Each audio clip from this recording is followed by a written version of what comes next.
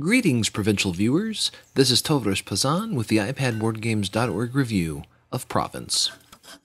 Hot off a successful Kickstarter comes Province, an American-designed micro-Euro game.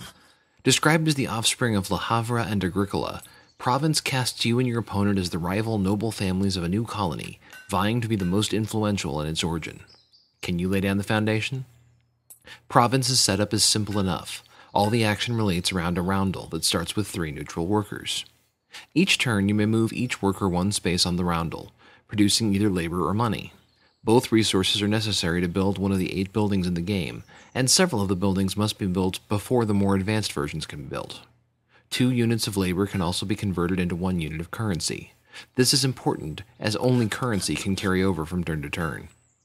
Each building confers some advantage to its owner, and the first player to construct a given building earns 1 or 2 victory points.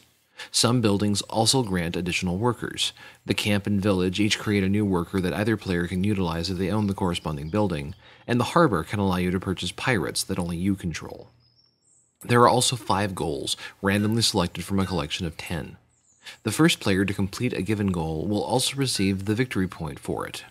The game's strategy thus lies in maximizing the placement of the various workers. Sometimes it's worth holding back on a building for a turn to ensure that your opponent is limited in their ability to claim a resource type that they seem to need. The game ends when all the goals have been claimed, or all 8 buildings have been built, or 1 player has built 7 buildings. At that time, whoever has the most victory points wins.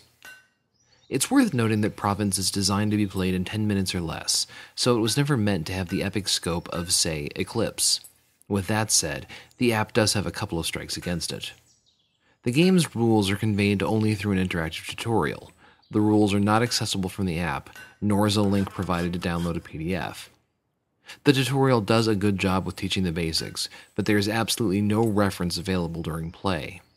The upside is that a game only lasts a few rounds, so if you make a mistake because you forgot a rule, you won't have to suffer long to try again. The bigger problem lies in finding opponents. Province has no online connectivity of any kind. Your only options are to play a local 2-player game, or to play against a single level of AI that isn't very challenging. Barring the first couple of learning games, we're able to defeat the AI pretty decisively, basically every time. This is a game that begs for online connectivity. With the quick play time, you might not even need an async mode, but it just doesn't have it. To add insult to injury, we've had to abort at least half a dozen games because the AI becomes locked in some sort of decision loop and never ends its turn.